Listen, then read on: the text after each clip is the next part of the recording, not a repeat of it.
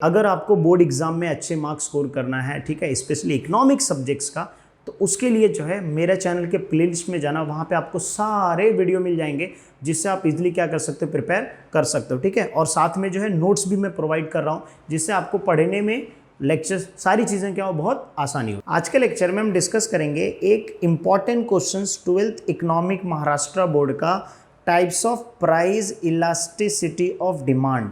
अब ये important question क्यों है, उसका दो रीज़न है। एक तो ये क्वेश्चन अगर पूछेगा तो डायरेक्टली कितने मार्क के लिए पूछ लेगा, ये 8 मार्क के लिए पूछ लेगा। मतलब ये लॉन्ग आंसर्स में जो है, लॉन्ग क्वेश्चन जो 8 मार्क का पूछता है उसमें क्वेश्चन नंबर 6 में पूछ सकता है। और दूसरा जो सबसे बड़ा रीज़न ये है कि इसके जो प्राइस इलास्टिसिटी ऑफ डिमांड में टोटल कितने पॉइंट्स है, टोटल 5 पॉइंट है, ठीक है। अब अगर आप यहाँ पे देखोगे, पहला कौन सा पॉइंट है, परफेक्टली इलास्टिक डिमांड, ठीक है। और दूसरा कौन सा है, सेम परफेक्टली है लेकिन यहाँ पे क्या आ गया, इनइलास्टिक।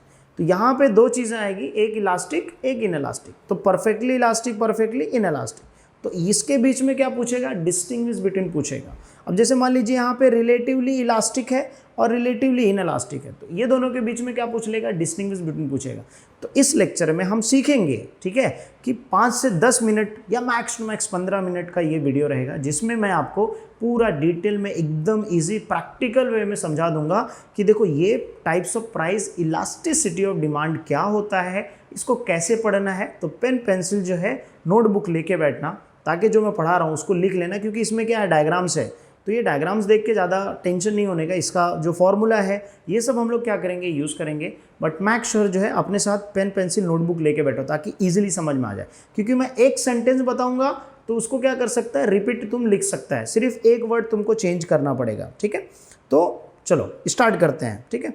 तो सबसे पहले हम लोग क्या डिस्कस करते हैं, टाइप्स ऑफ प्राइस इलास्टिसिटी। अब देखो ये जो इलास्टिसिटी ऑफ डिमांड क्या होता है, इसके ऊपर डिटेल वीडियो ऑलरेडी मैंने बनाया है, तो उसका लिंक डिस्क्रिप्शन में प्लेलिस्ट में जाके चेक कर लीजिएगा, ओके। तो पहला हम लोग डिस्कस करते हैं परफेक्टली इलास्टिक डिमांड क्या होता है। अब देखो परफेक्टली इलास्टिक डिमांड समझाने से पहले मैं आपको दो चीज़ें समझाता हूँ कि एक आता है इलास्टिक और दूसरा जो होता है इनइलास्टिक।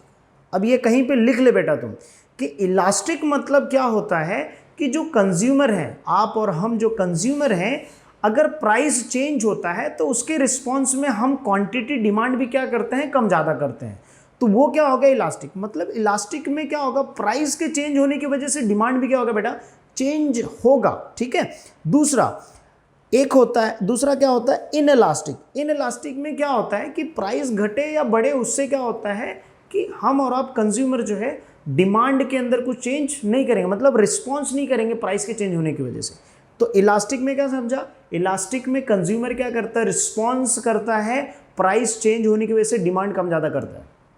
इनइलास्टिक में क्या बोला, इनइलास्टिक में कंज्यूमर रिस्पॉन्स नहीं करता है, मतलब जो डिमांड कर रहा है वो फिक्स होता है। जैसे सॉल्ट का डिमांड हो गया, वेजिटेबल्स का डिमांड हो गया, फ्रूट्स का डिमांड हो गया, ये क्या रहेगा, फिक्स रहेगा, इसमें कभी चेंज नहीं कर। प्राइस घटता है बढ़ता है, बट क्या होगा, इसमें डिमांड चेंज नहीं होगा, उसमें रिस्पॉन्स कंज्यूमर ज़्यादा चेंज नहीं करता है। बट अगर इलास्टिक है बोले तो सब्स्टिट्यूट गुड्स है, जैसे एग्जाम्पल के तौर पर टूथपेस्ट है, तो टी एंड कॉफ़ी है, पेप्सी एंड कोला है, ऐसे कोई क्लोज सब्स्टिट्यूट गुड्स हैं, मतलब जो सेम नहीं है बट क्लोज्ड हैं, ठीक है। तो उस केस में क्या होता है कि प्राइस के अगर घटने बढ़ने की वजह, 1 रुपया भी अगर कम ज़्यादा हो जाता है सब्स्टिट्यूट गुड्स का, तो हम लोग क्या करते हैं, अपना डिमांड चेंज कर देते हैं। बात समझ में आ गई ना बेटा, ठीक है। जैसे मोबाइल्स फ़ोन है तो बहुत सारे सब, तो अगर प्राइस कम ज़्यादा अच्छे फीचर वाला मिल रहा है तो हम लोग डिमांड चेंज कर देते हैं। सो यहाँ पे आपको दो जो मेन टॉपिक था वो समझ में आ गया। इलास्टिक मतलब क्या हुआ कि यहाँ पे डिमांड चेंज होगा अगर प्राइस के अंदर कुछ चेंज होता है तो, ठीक है। और इनइलास्टिक में क्या होता है, डिमांड चेंज नहीं होता है, ठीक है। ये कंसेप्ट क्लियर कर लो, ओके। नाउ अब हम लोग डिस्कस करते हैं ये परफेक्टली इलास्टिक डिमांड क्या होता है। देखो परफेक्टली इलास्टिक डिमांड मतलब क्या बोलता है, स्लाइट और जीरो चेंज। किसके अंदर स्लाइट और zero change, slight and zero change in the price. अगर प्राइस थोड़ा सा चेंज होता है या जीरो चेंज होता है, कुछ भी चेंज नहीं होता प्राइस के अंदर, मतलब प्राइस अगर 20 है तो प्राइस 20 ही रहेगा, प्राइस के अंदर कोई चेंज नहीं होगा, ठीक है। प्राइस जो भी है उसके अंदर क्या हो रहा है, चेंज नहीं हो रहा है। अगर मतलब थोड़ा सा इंक्रीज हो रहा है, ठीक है, तो उसकी वजह से bring about an infinite change in demand. Sir infinite क्या होता है? इन्फिनाइट एक ऐसा वर्ड है जिसका मतलब होता है कि हम लोग उसको मेज़र नहीं कर सकते हैं, ठीक है, उसको मालूम, क्वांटिटी को डिफाइन नहीं कर सकते हैं कि डिमांड 20% होगा, 40% हो, मतलब वो बढ़ते ही जाता है, उसका कोई लिमिट नहीं है, उसको काउंट नहीं कर सकते हैं, अनलिमिटेड है। तो वहाँ पे क्या होता है? इन्फिनाइट वर्ड यूज़ किया जाता है। तो परफेक्टली इलास्टिक डिमांड क्या हुआ? स्लाइड और जीरो चेंज, मतलब थोड़ा या जीरो चेंज प्राइस में हुआ, प्राइस में जीरो चेंज हुआ या चेंज नहीं, मतलब थोड़ा सा चेंज हुआ या प्राइस में चेंज नहीं हुआ, लेकिन उसकी वजह से डिमांड क्या हुआ? इन्फिनाइट चेंज हो गया। तो इसको हम लोग क्वांटिटी डिमांड में, इन्फिनाइट चेंज हुआ किसमें? क्वांटिटी डिमांड में, उसको हम लोग क्या बोलते हैं? Perfectly elastic demand. क्या समझा परफेक्टली इलास्टिक डिमांड?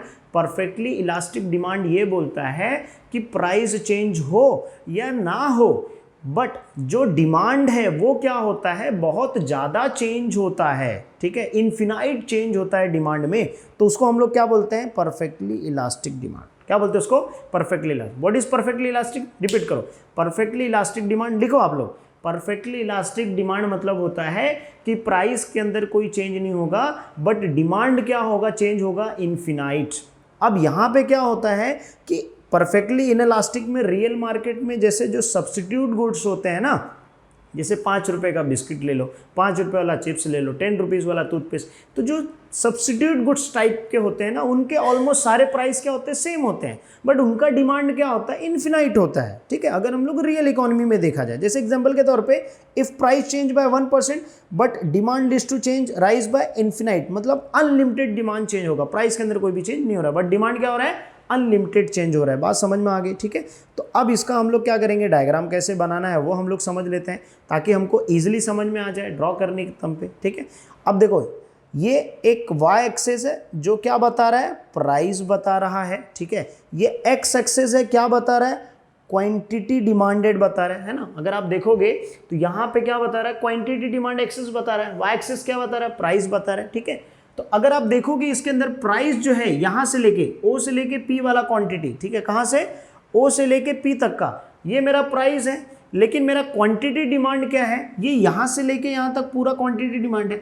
तो ये जो मेरा क्वांटिटी डिमांड है ये क्या हो रहा है? इंक्रीज हो रहा है कि नहीं हो रहा है? देखो ये इंक्रीज हो रहा है, मतलब यहाँ पे प्राइस लेकिन चेंज हो रहा है क्या? जैसे एग्जांपल के तौर पे अगर मैं यहाँ पे कर्व खींच देता हूँ, ठीक है, और इसको क्या देता हूँ? क्यू नाम दे देता हूँ, तो अब मेरा ये क्वांटिटी है, ठीक है। अब मान लीजिए और क्वांटिटी डिमांड, अब देखो यहाँ पे Q2 रख दिया, इधर पे Q3 कर दिया, ठीक है। तो यहाँ पे क्या हो रहा है? जो डिमांड चेंज हो रहा है वो क्या हो रहा है? इन्फिनाइट चेंज हो रहा है। क्या हो रहा है? इन्फिनाइट।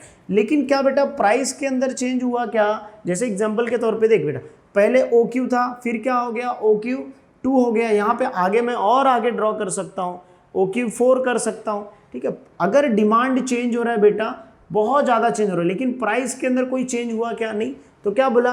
व्हेन जीरो चेंज, ये देख इधर पे ओपी, व्हेन जीरो चेंज और स्लाइड चेंज, किसके बीच में? इन द, मतलब किस में चेंज होता है? व्हेन जीरो चेंज और slide change in price but quantity demand change infinite, तो उसको हम लोग क्या बोलते हैं? परफेक्टली इलास्टिसिटी डिमांड बोलते हैं। बात समझ में आ गया? डायग्राम कैसे समझना है, ड्रॉ करना, ठीक है। अब जैसे मान लीजिए इन दी अबाउट डायग्राम, ये जो डी है वो क्या है? हॉरिजॉन्टल है। देख बेटा, जब अगर हॉरिजॉन्टल की बात हम लोग करते हैं, मतलब इसमें क्या हो रहा है कि बेटा देख, ये सोने वाले पोजीशन में ना, यहाँ से ऐसा है ना, हॉरिजॉन्टल है, किससे पैरेलल है? एक्स एक्सिस से है ना। तो बात समझ में आ गया? तो ये हॉरिजॉन्टल है, क्या है? ये हॉरिजॉन्टल, ऐसा वाले पोजीशन में ना, तो ये क्या हो गया? हॉरिजॉन्टल। अगर ऐसा वाला पोजीशन में रहेगा तो क्या रहेगा बेटा? वर्टिकल रहेगा, ठीक है। तो अभी ये हॉरिजॉन्टल में है, किसके पैरेलल में है? वाई एक्सिस, ठीक है। तो हॉरिजॉन्टल है, जो लाइन पैरेलल है किससे? कौन से एक्सेस? एक्स एक्सेस में, इंडिकेटिंग परफेक्टली इलास्टिसिटी डिमांड। बात समझ में आ गया? What is perfectly elasticity demand? अब देखो हम लोग पढ़ते हैं perfectly inelastic demand. Okay, now perfectly inelastic demand, मैंने बोला था इनइलास्टिक डिमांड में क्या होता है? कंज्यूमर अपना डिमांड चेंज नहीं करता है, इंस्टेड अगर प्राइस इंक्रीज और डिक्रीज होता है। तो वही सेम, जैसे मान लीजिए when percentage change in price, when percentage change in price, मतलब यहाँ पे प्राइस के अंदर क्या हो रहा है? चेंज हो रहा है। मतलब इसको मैं ऐसा बोल सकता हूँ, चेंज इन प्राइस, इसको मैं ऐसा बोल सकता हूँ। इसका मतलब होता है डेल्टा, डेल्टा मतलब प्राइस चेंज, ठीक है।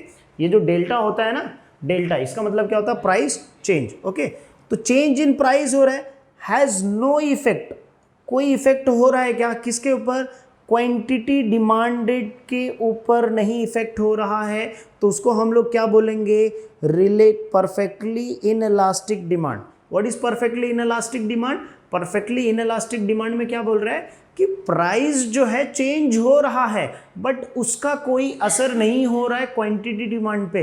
तो सर इसका मतलब क्या हुआ, जो आपका क्वांटिटी डिमांड है वो सेम ही है, आप डिमांड कम ज़्यादा नहीं कर रहे हो, सेम क्वांटिटी कर रहे हो, और बट प्राइस क्या हो रहा है, ऊपर नीचे, मतलब इंक्रीज डिक्रीज हो रहा है, मतलब प्राइस के चेंज होने की वजह से। लिख लो उधर पे, क्या लिखो, प्राइस के चेंज होने की वजह से डिमांड पे कोई इफेक्ट नहीं होता है, उसे हम क्या कहते हैं, परफेक्टली इनइलास्टिक डिमांड कहते हैं। बोल बेटा आप समझ में आया कि नहीं समझ में, जैसे मान लीजिए फ्रूट्स का, वेजिटेबल्स का एग्जाम्पल ले ले, मेडिसिन का, जैसे कोई हार्ट पेशेंट है, डायबिटीज पेशेंट है, तो भाई प्राइस बढ़ने दे मेडिसिन का, उससे कोई फर्क नहीं पड़ता, he will take that medicine, right. तो वहाँ पे क्या हो रहा है, डिमांड सेम है। तो अब देख डायग्राम कैसे बनाना है, अगेन यहाँ पे, अच्छा इसका इलास्टिसिटी डिमांड क्या होगा, जीरो होगा, और ये हम लोगों ने पढ़ा ना परफेक्टली इलास्टिक में, तो परफेक्टली इलास्टिक में जो डिमांड होता है वो क्या रहता है, इन्फिनाइट रहता है, क्या रहता है, infinite, ED is equal to infinite, ठीक है।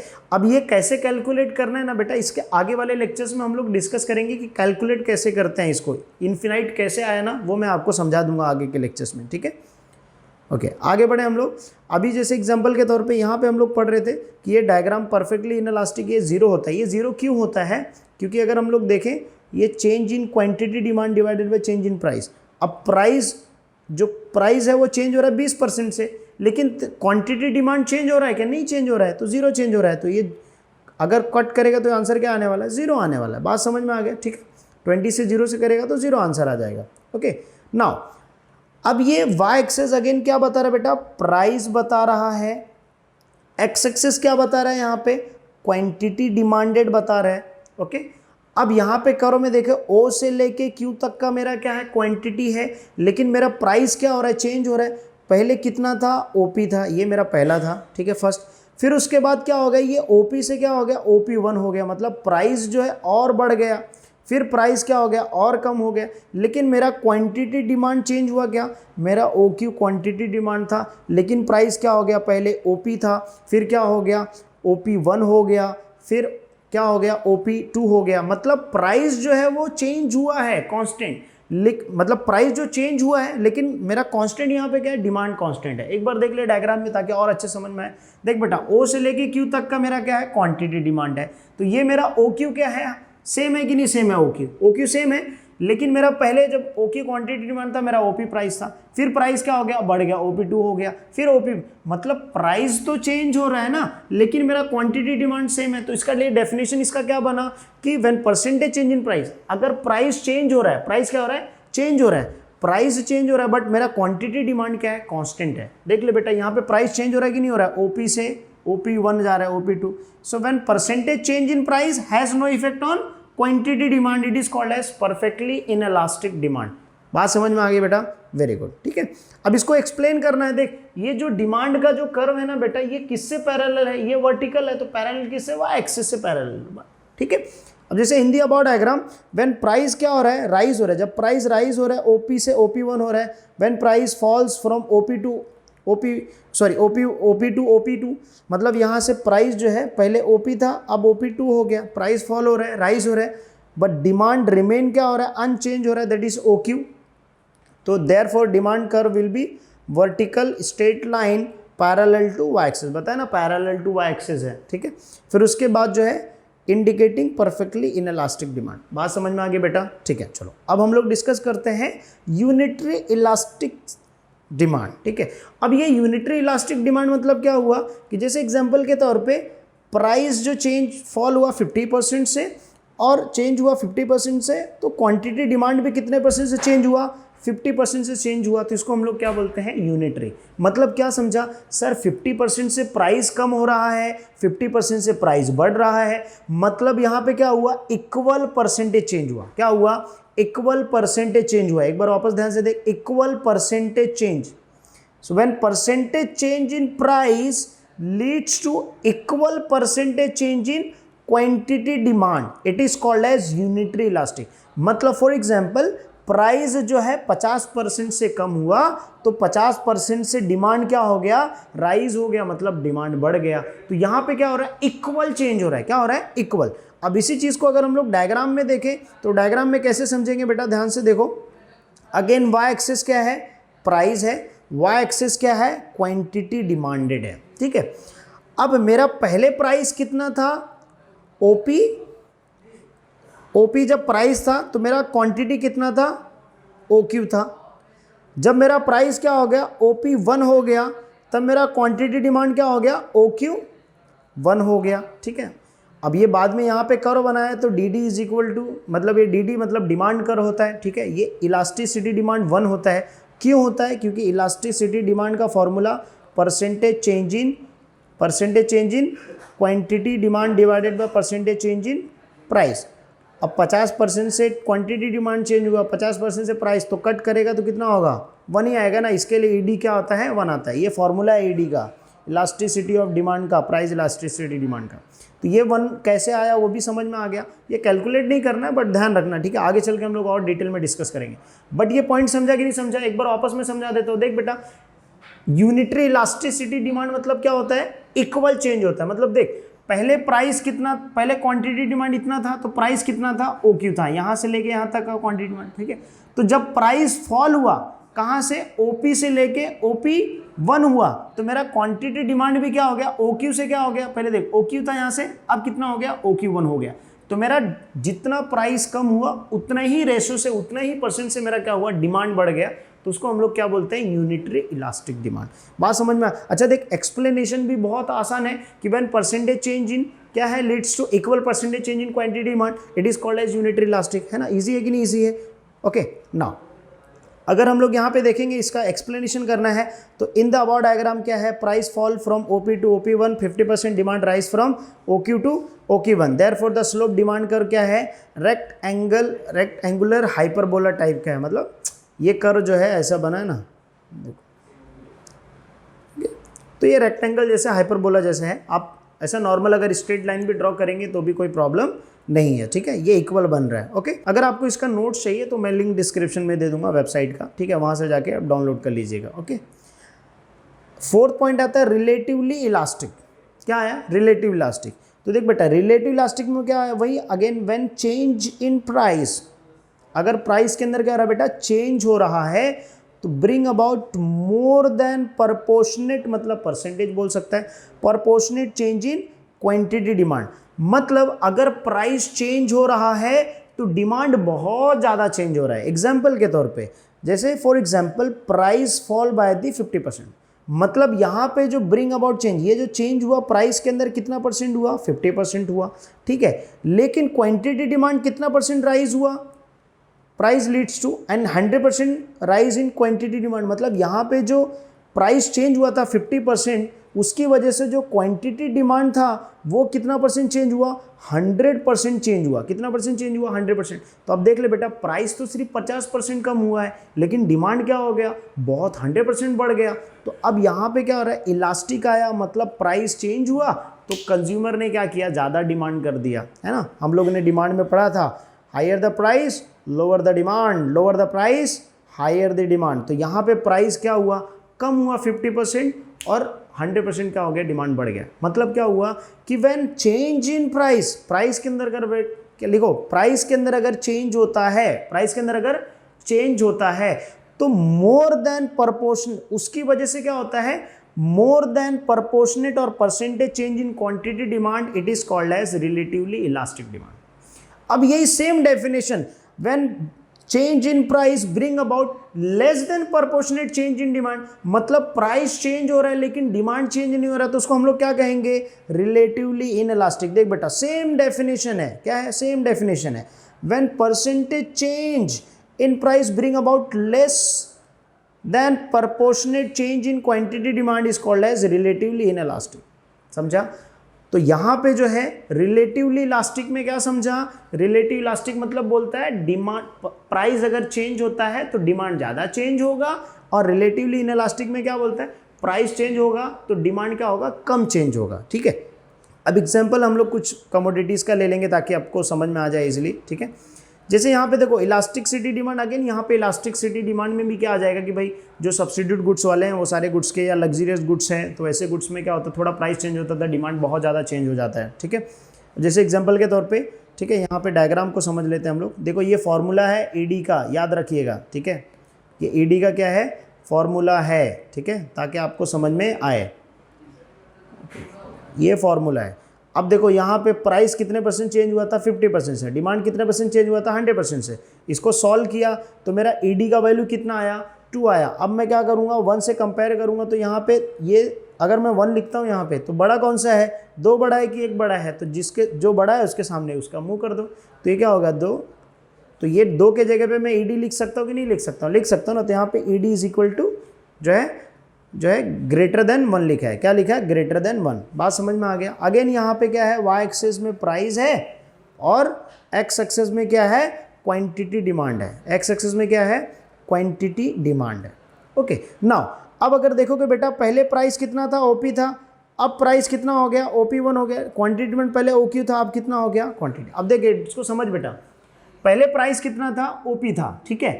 अब प्राइस क्या हुआ, जब कम हुआ, ओपी 1 हुआ, तो क्वांटिटी डिमांड पहले इतना था, अब कितना हो गया, इतना। तो देख ज़्यादा बढ़ा कि नहीं बढ़ा, प्राइस थोड़ा चेंज हुआ लेकिन डिमांड क्या हो गया, बहुत ज़्यादा चेंज हुआ। इसीलिए क्या बोलते हैं, percentage change in price bring about more than proportionate और percentage change in quantity demand, it is called as relatively elastic demand. उसी तरीके से इसका भी करो, देख ले बेटा कि यहाँ पे देख ले, पहले क्या है, ओपी इज द प्राइस, और प्राइस को जब डिक्रीज हुआ कहाँ से, ओपी से क्या हो गया, ओपी 1 हो गया। देख ध्यान से सुन, ओपी से प्राइस क्या हो गया, कम हो गया। कहाँ पे हुआ, ओपी 1 हुआ। तो क्वांटिटी डिमांड पहले कितना था, ओक्यू था, अब कितना हो गया, ओक्यू 1 हुआ।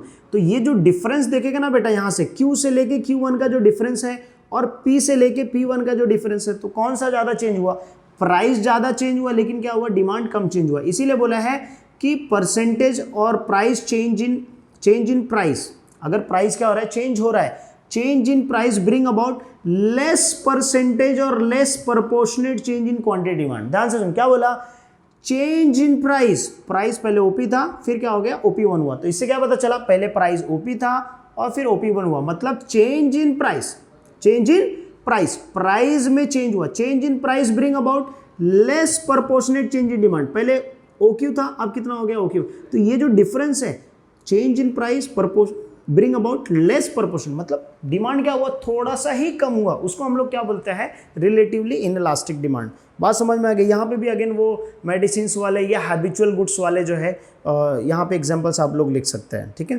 क्योंकि वो इनइलास्टिक, उसमें प्राइस चेंज होता है तो ज़्यादा डिमांड के ऊपर इफेक्ट नहीं करता है, डिमांड ऑलमोस्ट क्या रहता है, सेम ही रहता है, ठीक है। तो ये डायग्राम में समझ में आ गया, पहले प्राइस कितना था, ओपी था, अब कितना हो गया, ओपी 1 हुआ। मेरा क्वांटिटी डिमांड देखो, ये डिफरेंस देखो, ये डिफरेंस देखो और ये डिफरेंस देखो, तो आपको समझ में आएगा इसमें क्या डेफिनेशन भी एकदम सिंपल है।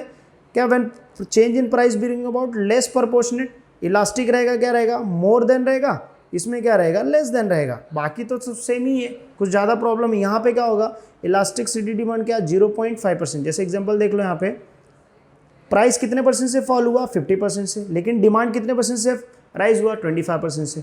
तो देखिए क्यू के जगह पे 20, डिमांड कितना चेंज हुआ, 25%, यहाँ 25 लिख दिया। अगर प्राइस कितना 50%, यहाँ 50 लिख दिया। सॉल्व किया, कितना है, 0.5%। तो अब अगर मैं 0.5% और 1 से कंपेयर करूंगा तो इसमें बड़ा कौन सा है, 0.5 बड़ा कि 1 बड़ा है ना, तो उसकी तरफ मूव कर दे तो क्या हो गया, लेस देन 1। तो 0.5 के जगह पे मैं ये ईडी लिख सकता हूँ कि नहीं लिख सकता हूँ, तो इसके लिए 0.5 ईडी आया, तो ये इसके जगह पे मैं ईडी लिख सकता हूँ। ईडी क्या है, लेस देन 1 है। बात समझ में आ गया, ठीक है।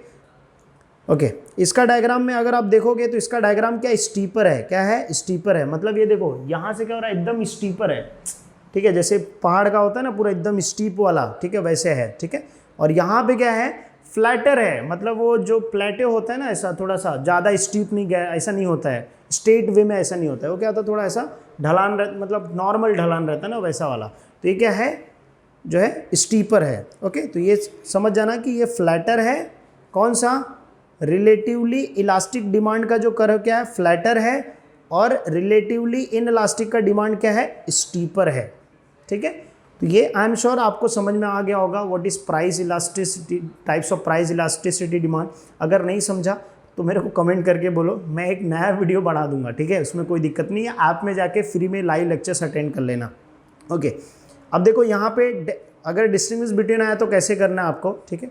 ये आप देख लो, जैसे रिलेटिवली इलास्टिक बताया, तो रिलेटिव इलास्टिक में क्या हो रहा है, चेंज प्राइस हो रहा है, bring about more proportionate change in quantity demand. ये याद कर लिया ना। इसको भी सेम इन इलास्टिक में सिर्फ क्या किया तुमने, लेस देन प्रपोर्शनेट चेंज लिखा है बस, बाकी सेम है। यहाँ पे फ्लैटर था, यहाँ पे क्या हो गया, स्टीपर हो गया डिमांड का, ठीक है। यहाँ पे क्या है, ग्रेटर देन 1 है, यहाँ पे क्या हो गया, लेस देन 1 हो गया। वो जो एग्जांपल लिखा था, price fall by 20%, demand rise by 80%, price fall by 60%, demand rise by only 20%। तो ये जो समझेगा तो डिस्टिंग्विश बिटवीन क्या करेगा, 2 मिनट में तुम याद कर लेगा। बात समझ में आ गई, ठीक है। उसी तरीके से परफेक्टली इलास्टिक है, परफेक्टली इलास्टिक में zero slightly change in price bring about infinite change. यहाँ पे percentage change in price has no effect, ठीक है, इसके ऊपर कोई इफेक्ट नहीं है। यहाँ पे क्या होता है, इन्फिनाइट होता है, यहाँ पे क्या होता है, 0। तो अगर ये इतना पॉइंट भी लिखा तो भी एटलीस्ट 1.5 मार्क्स तो बोर्ड में मिल जाएगा तुमको। बात समझ में आ रही है, राइट। तो और ये क्या, parallel to O X axis है और ये पैरेलल टू वाई एक्सेस है। तो इतना छोटा डिस्टिंग्विश बिटवीन आप कर सकते हैं अगर आप ये टॉपिक समझे रहेंगे, ठीक है। ओके, आपको वीडियो लेक्चर कैसा लगा कमेंट सेक्शन में जरूर बताइएगा और वीडियो को अपने दोस्तों के साथ जरूर शेयर कीजिएगा। मैं क्या चेंजेस करना चाहिए, आपका फीडबैक जो है कमेंट सेक्शन में जरूर दीजिएगा अगर वीडियो लास्ट तक आप देख रहे हैं, ताकि नेक्स्ट लेक्चर्स में हम वो सारी चीज़ें जो है, वो प्रॉब्लम्स जो है वो हम लोग सॉल्व कर सकें, ठीक है, फीडबैक्स आपके फीडबैक के हिसाब से। और ओके, अगर आपको बोर्ड एग्जाम में अच्छे मार्क्स स्कोर करना है, ठीक है, स्पेशली इकोनॉमिक्स सब्जेक्ट्स का, तो उसके लिए जो है मेरे चैनल के प्लेलिस्ट में जाना, वहाँ पे आपको सारे वीडियो मिल जाएंगे जिससे आप इजीली क्या कर सकते हो, प्रिपेयर कर सकते हो, ठीक है। और साथ में जो है नोट्स भी मैं प्रोवाइड कर रहा हूँ जिससे आपको पढ़ने में लेक्चर्स सारी चीज़ें क्या हो, बहुत आसानी हो, ठीक है। चलिए मिलते हैं नेक्स्ट लेक्चर में।